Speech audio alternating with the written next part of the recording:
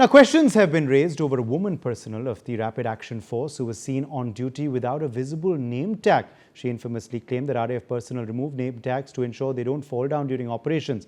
The issue sparked discussions over identification norms for security personnel during public order operations. So far, there has been no official action or clarification regarding the specific personnel shown in the visuals, and no disciplinary proceedings have been reported either. Now, this personnel who was without a name tag, this woman of the RAF, Javed, will action be taken against her? Has Delhi police spoken about this? Is this conventional procedure? Does this happen usually because to prevent it falling off, or is it something that was an anomaly?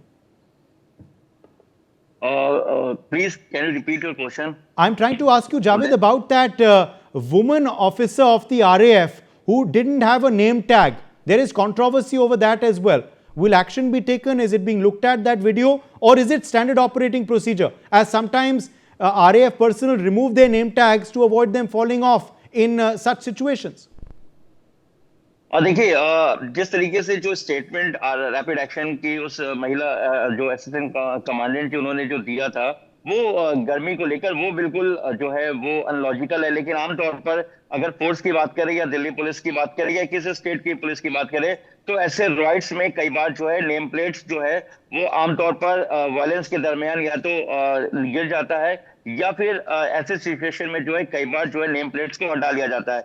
लेकिन Delhi police जिस तरीके से CJP के इस protest में rapid action force यानी कि RAF, CRPF और दिल्ली पुलिस के यूनिफॉर्म में जो पुलिस के स्टाफ थे, पुलिस के जवान थे, उन्होंने बैचेस को नहीं लगा रखा था। तो ये कहीं ना कहीं एक दिल्ली पुलिस या किसी भी पुलिस की एक स्ट्रेटेजी होती है कि देखिए इसमें क्या होता है कि जब वायलेंस होता है आमतौर पर पहले रोकने की कोशिश की जाती है किसी भी प्रोटेस्ट को कि अगर वो हिंसा ना करे, उग्र मतलब पूरा तरह से वो रूप ना ले।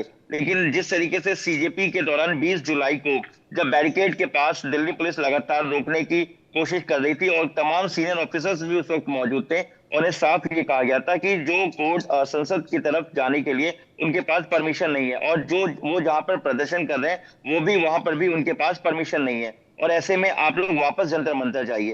तो जिस तरीके से पूरा एक तरह से उनको कॉल किया गया, तो उनको पूरे समझाने की कोशिश की गई, लेकिन वो लोग वापस नहीं हुए।